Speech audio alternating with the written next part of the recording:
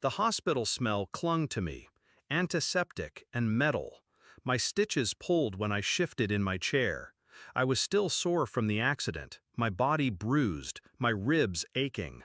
That's when my father started yelling, "Pay rent or get out!" His voice cracked with the kind of rage he thought made him a man.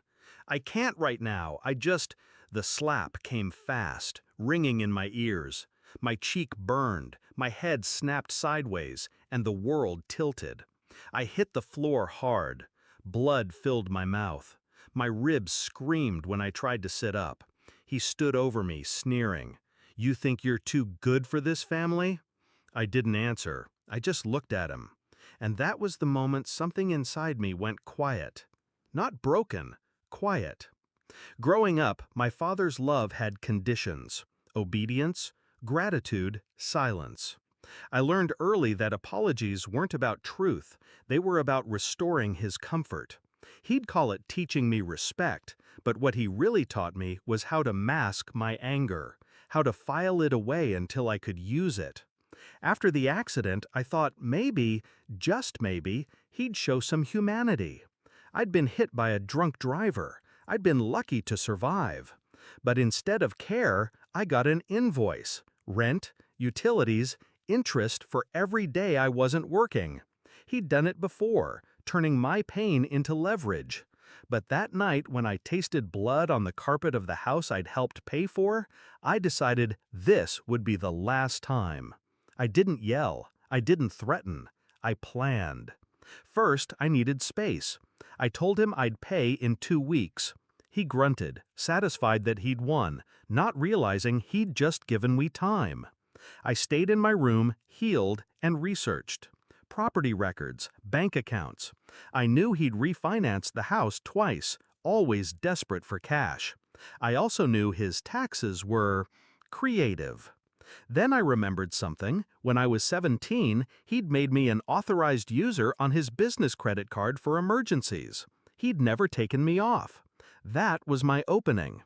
I started small, transferred every legitimate business expense to a neat spreadsheet. Then I documented the less legitimate ones, the vacations, the cash withdrawals, the bar tabs that stretched into hundreds. I packaged it all with receipts, dates, amounts, and sent it anonymously to the IRS. Not out of spite, out of precision. While they reviewed, I worked on the second part.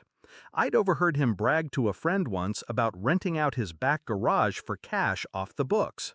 I reached out to the tenant, offered to cover their first month somewhere else if they were willing to confirm his arrangement, in writing. They agreed. That letter went into the same package I'd already sent. Then I waited. 2 months later, the letter came, thick, official, with that IRS seal on the front. He opened it at the kitchen table, his face going pale as he read. He didn't speak to me for the rest of the night. But I wasn't finished. The final move came when I'd saved enough to leave. I found a small apartment across town, signed the lease, and packed quietly. On my last morning in that house, I left an envelope on the table. Inside, a note, and a copy of the report I'd sent to the IRS. The note was short.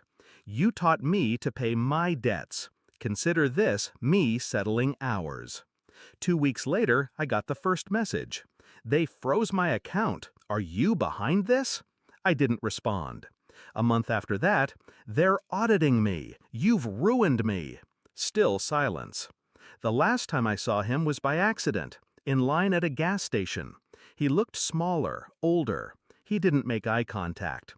I walked past him like he was a stranger. Some people think revenge is about rage. It's not. Rage burns too hot, too fast. Precision is colder, quieter, more permanent. He thought he could beat me down and I'd keep coming back. He thought family meant ownership. But family, to me, is chosen, and I choose to remove rot. Now I live in a place that's mine. No yelling, no walking on eggshells, no tally of what I owe. He taught me that power belongs to the one who can walk away without looking back. So I did. And the best part? Every April, when tax season comes around, I know he thinks of me. Not with love, not with pride, with fear.